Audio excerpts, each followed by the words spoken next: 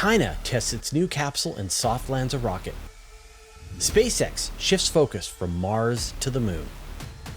A lava tube found on Venus. And in Space Bites Plus, 5 galaxies colliding in the early universe. All this and more in this week's Space Bites. In 2019, the Event Horizon Telescope gave us the first images of the shadow of a supermassive black hole. Specifically, it was the monster black hole at the center of the galaxy Messier 87. And then just a couple of years later, we got another image of the shadow of a black hole, this time from the black hole at the center of the Milky Way. That's great. But what has the Event Horizon Telescope done for us lately? Well, the reality is that they're continuing to make observations every single year, building up data on the magnetic fields around the supermassive black holes, and now they've investigated the jets that are coming out of M87's black hole. These are monsters. They extend for thousands of light years away from the center of the galaxy. They can be up to 25,000 light years across, just in diameter, and have a mass of over 6.5 billion times the sun. But the question is, where do they originate? What is the source of these jets? Now, we know that there is probably an accretion disk around the supermassive black hole. You've got the black hole is spinning at the center. It has powerful magnetic fields that are swirling around it. These scoop up material and drive it out on these relativistic jets coming out of the center of the black hole. But where does this originate? And so thanks to the resolution of the Event Horizon Telescope, again, a worldwide network of telescopes that are acting like a radio telescope as big as planet Earth, they were able to zoom in right down to the point where the jet is originating, and they're able to dial it in to detect that it's coming from 0.09 light years away from the supermassive black hole. So not right at the surface of the black hole, not right at the accretion disk, but actually a little less than 1/10 of a light year away from the black hole is where this jets of material start to build up and head off into space. Got more information on this from Matt Williams on Universe Today. Last week, we talked about potential lava tubes on Venus. I even gave you my hilarious Canadian accent spoiler alert. Well, this week, we're gonna have to do it again. Hilarious Canadian accent spoiler alert, because now it looks like astronomers have actually found a lava tube on Venus. And so once again, the data comes from NASA's Magellan spacecraft, because that's the only one that has been to Venus and captured images of the surface of this planet using its synthetic aperture radar. 1990, no better data since then. But of course, new spacecraft are going to be going to Venus someday, we hope, and we'll get that higher resolution data. But still, planetary scientists used a new technique to examine the synthetic aperture radar data, and they detected what they say is a lava tube on the surface of Venus. And we've seen these on the moon, we've seen them on Mars. You see this giant open skylight, that it's like a hole in the surface of the world. And then you can even see the floor of the lava tube beneath. And so on Venus, they think they've seen one with about a diameter of 1 kilometer across. And it lies at a depth of about 525 meters down and has a height of 375 meters with a roof that's 150 meters thick. So this is a very big lava tube. In fact, this is bigger than any lava tube that they've ever found on Earth, bigger than the kinds of lava tubes that are predicted to be on Venus. This is matching the scale of the lava tubes that are predicted on the moon, where you've got 1/6 gravity. And so you can have lava tubes get much bigger. And so if there's one, then there must be others. And we talked about this last week, that there are these features that are snaking across the surface of Venus that could indicate lava tubes. But we really need higher resolution images. So if you're hoping for another mission that will go back to Venus to give us those high resolution images, this is what this could give us. So vote early, vote often for Venus missions. Now, we've got a story about this on Universe Today from Bruce Dormady. And Bruce used to work for Universe Today several years ago, and then wrote a book, was working for Forbes, and now he's come back to the fold, to Universe Today,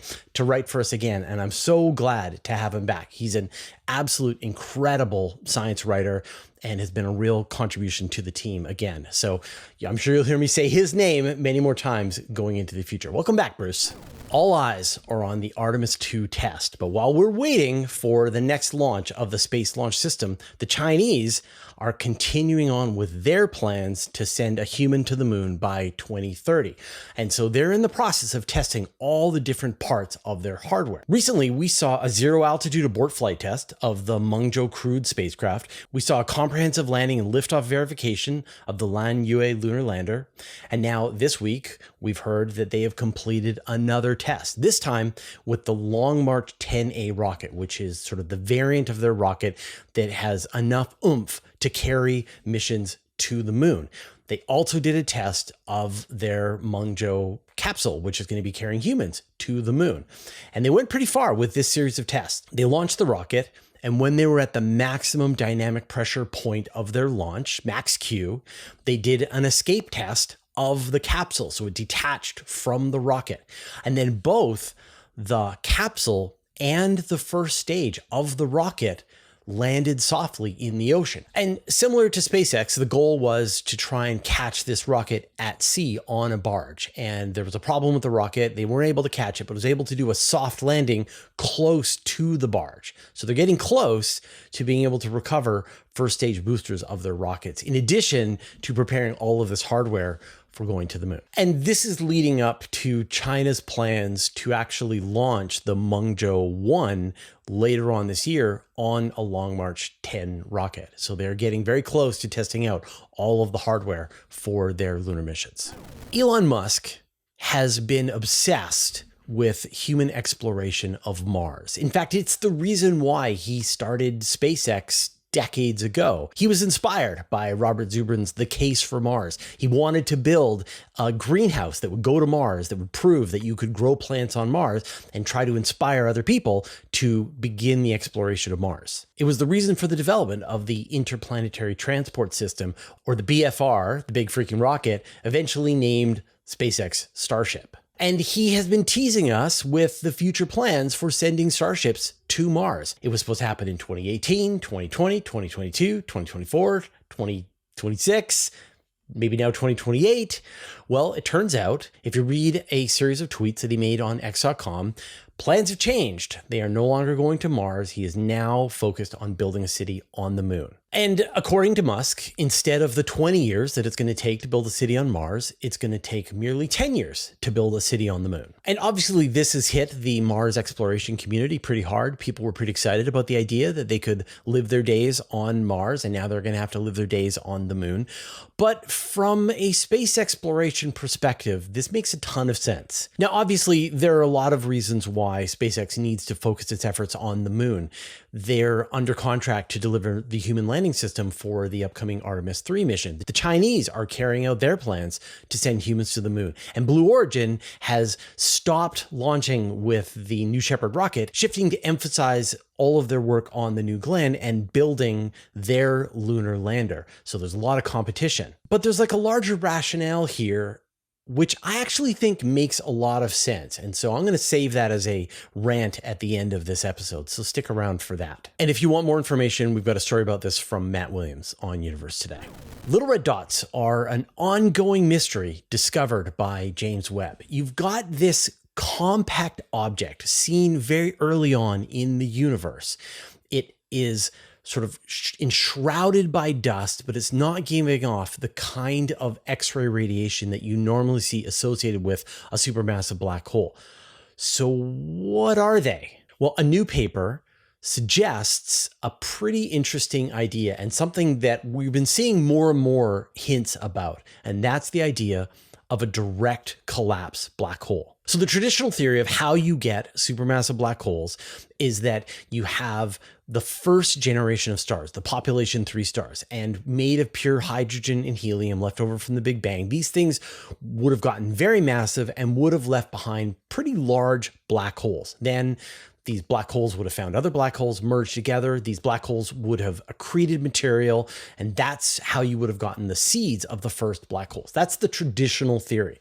But the problem is that James Webb has found examples of supermassive black holes that are much larger than what you would expect with that traditional theory. So this other idea is that maybe black holes can just form directly out of huge clouds of gas left over from the Big Bang. No star needed. Now, there's a lot of challenges to this idea, and the biggest one is that when material is falling into a black hole, it goes into this accretion disk around the black hole, it heats up, and it puts out a tremendous amount of radiation, which limits the amount of material that can then fall into the area. And so black holes and stars would be limited by how big they can get based on the amount of material that they can feed on. But if there's a way to overcome those limits, maybe there's ways to channel gas directly into the area, then you could theoretically get a black hole forming of almost any mass. Whatever material you have in the vicinity, then you could get a black hole of that size. And so a new paper proposes that, in fact, little red dots, which are that mystery found by James Webb, they are beautifully explained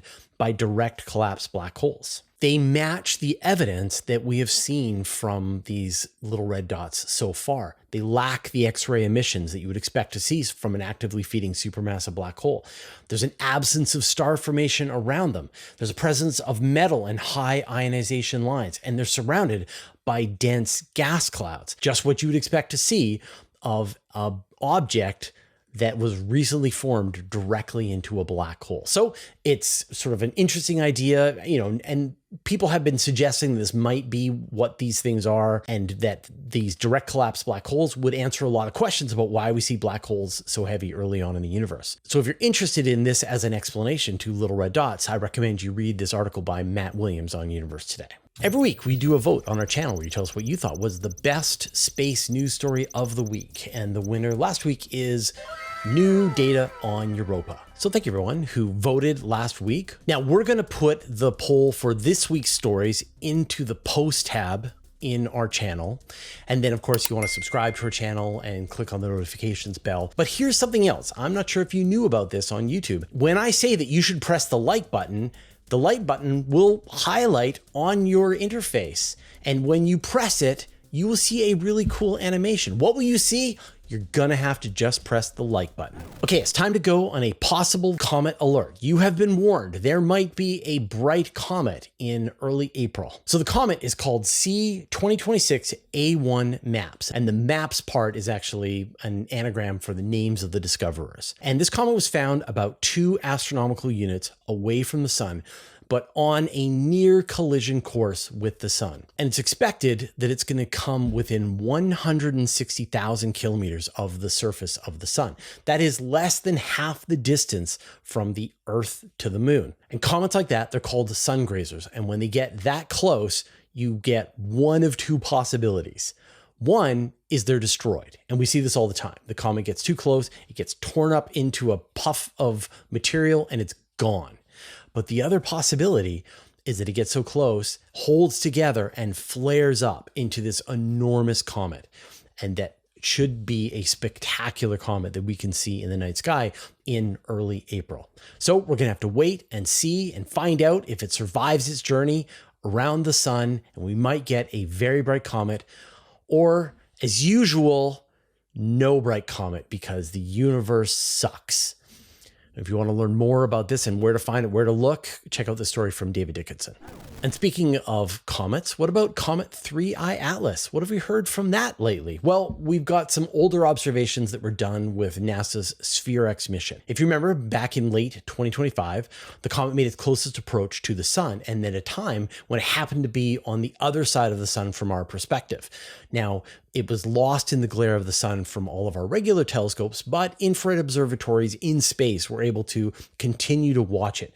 And NASA's SpaceX Space Telescope, which had just recently launched, was in the perfect position to be able to do this. It's got this really cool infrared camera that allows it to look at 102 different colors of infrared radiation at the same time. Each one of those wavelengths of infrared can be used to detect different features of an object in space. And so in this case, they're able to use this to look at the coma of the comet and be able to observe features like water vapor, carbon dioxide, dust, and organic molecules. So I know you've been waiting a few weeks to hear about Comet 3I Atlas, just another piece of data to throw on the pile. And hopefully we'll get some more observations of it before it's gone forever.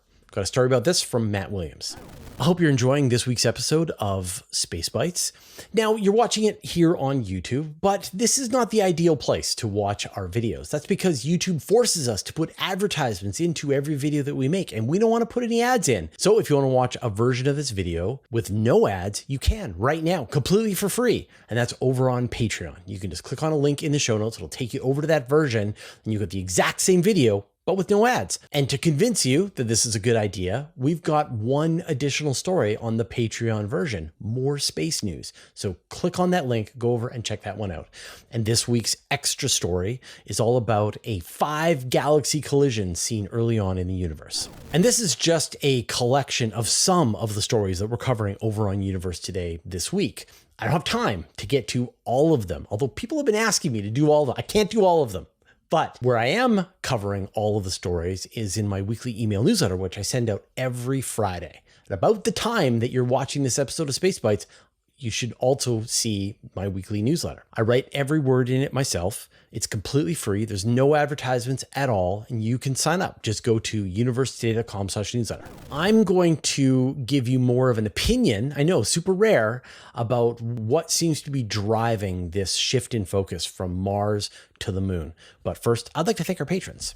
Thanks to Abe Kingston, Andrea Pedretti, Bear Lake Roofing, Brian Bodie, Caradwin, Chuck Hawkins, Commander Bielak, Cy Nelson, Darkfinger, David Gilton, David Matz, Evan.pro, Greg Feely, James Clark, Jeremy Mattern, Jim Burke, Jordan Young, Josh Schultz, Marcel Smits, Michael Purcell, Nordspace, OneStepForAnimals.org, Paul Buck, Renkaidu, Richard Williams, Sean Sargent, Stephen Fowler Munley, Team 49, Telescopes Canada, Wolfgang Klotz, and Zeldemore Galactic Defender, who support us at the Master of the Universe level. And all our patrons, all your support means the universe to us. So I'm sure a lot of the Mars exploration, Mars First community were kind of stunned that Elon Musk had changed his tune from looking at Mars as the place to send humanity to the moon. But I mean, I think for the people who've been excited about space exploration for a long time, this is very natural because the moon is very close and space is very difficult. And so there are just an enormous number of challenges that need to be overcome. Kind of like bugs in your software code. One after another, you're going to discover these problems and each one needs to be solved. The moon is only a week away. It takes just a couple of days to get to the moon and a couple of days to get back. And so if there's an emergency on the moon, they can bring someone back. If they've run out of toilet paper, they can send more up. And so that is sort of like one of the main reasons why exploring the moon makes sense first. And once you've learned all these lessons, then you can use that as a jumping off point to go further into the solar system. And then, of course, SpaceX is getting a little worried by what's happening with the Chinese, what's happening with Blue Origin. And so there's more pressure to focus on the moon and not split their energy between the moon and Mars. But the thing that Elon Musk has been pushing is that they're thinking about putting artificial intelligence satellites into space, that instead of running these on Earth, you launch them into orbit and then you do the computing on the satellite in space, then you send the results back down to Earth for things like training runs. At the face of it, that sounds pretty out there. Like, why would you do that when you could just build a solar farm and build a computer complex and then you just attach the two together and away you go? And Elon Musk is saying, no, we're going to probably the next couple of years launch all of these satellites into space using Starship. And then to really get rolling, we're going to need to set up a base on the moon to launch these things at scale with a mass driver into space using resources from the moon to be able to build them. And like, that just sounds like right out of science fiction, but it's not a terrible, crazy idea. A friend of mine, Casey Hanmer, has written a bunch of essays about how asteroid mining is a terrible idea, how space-based solar power is a terrible idea. And I was expecting him to say, and space-based computing is a terrible idea. And he said, no, it's probably a pretty good idea. That when you think about the value of communication, when you can have cell towers down here on Earth, but it looks like it's making a lot of sense to send spacecraft to space, that the bits coming from space are more valuable and are paying for sending these satellites into orbit. And that probably the same math is going to hold for space-based computing. So it actually could be profitable and economical to send our satellites to space to do the computing there, which I think would get rid of a lot of the problems in low Earth. And if they're all the way out at lunar orbit, maybe they're not going to be that close to Earth. Maybe we won't have the same kind of space junk problem. So it sounds science fiction. It sounds like a really far future. And yet when we're sort of living in this exponential growth of artificial intelligence, all this stuff, I kind of can't rule it out. So we'll see how it all plays out. All right, we'll see you next time.